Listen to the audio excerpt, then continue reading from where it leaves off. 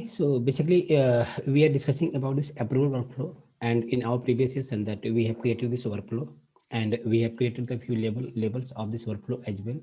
Like we have created the supervisor label, we have like used some predefined conditions, we have created some like different approval node with the help of some conditions as well. So even we discussed how to put the conditions in case if you do not want to like use the like a predefined condition, so how we can create our own condition, that's something also we discussed in a previous session.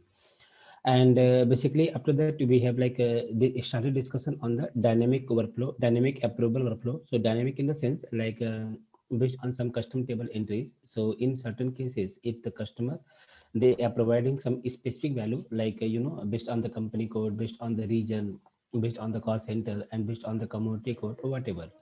So in that case, if they're asking to trigger a like the particular approver or particular group, so in that case, how we can achieve that requirement? That's something we are discussing like we have started discussion on the previous session. So for that, what we have to do basically, we have to create a custom table, and in the custom table that we have to maintain that specific parameter. That means like your company code, your region, like your region or the cost center, and that your commodity code.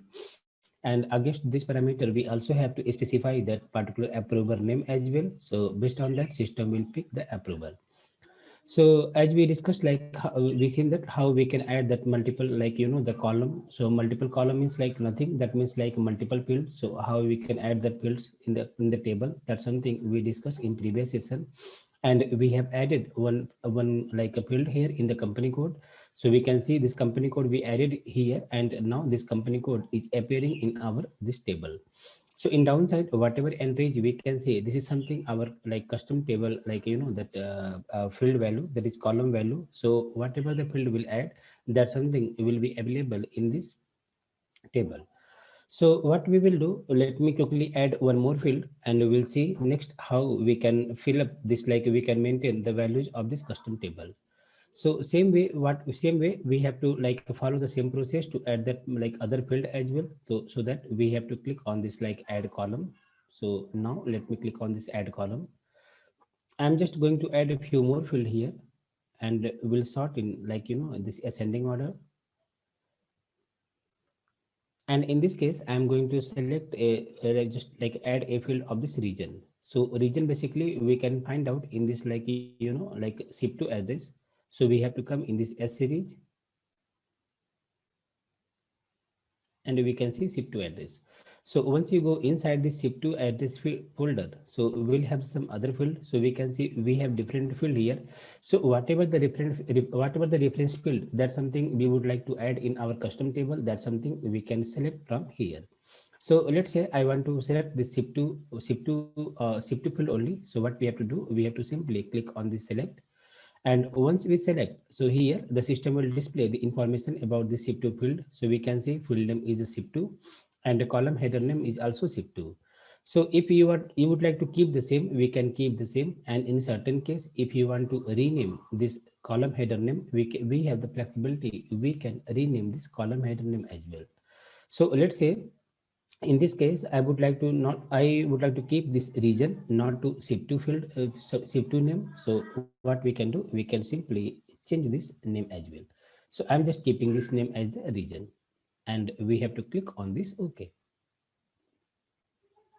And if you come downside, so we can see we have added two field here. One is company code, second one is a zip2. And in the table also we can see we have the two column, one is the company, second one is the region. So like that, we can add the multiple field here based on the requirement. So in certain cases, we may receive the requirement from the customer that we have to add the approver based on the GL account. So some of the customer, they are looking for some specific plan based on the GL account.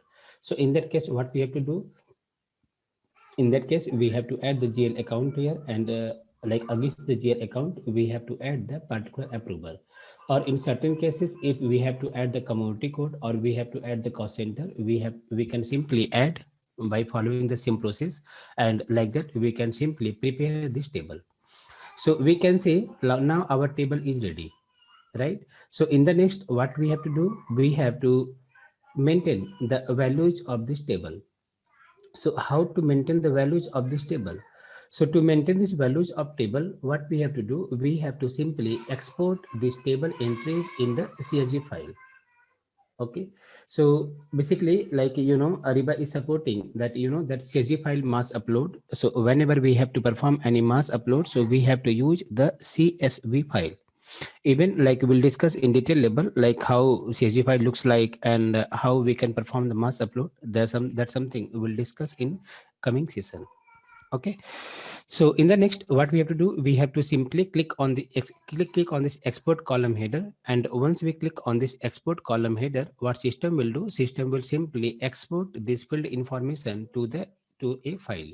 And in that file, like I mean that file we have to prepare, we have to provide the values in that file, and again we have to import this file. So once we'll import, so whatever the information will be there, system will automatically copy and it will display here.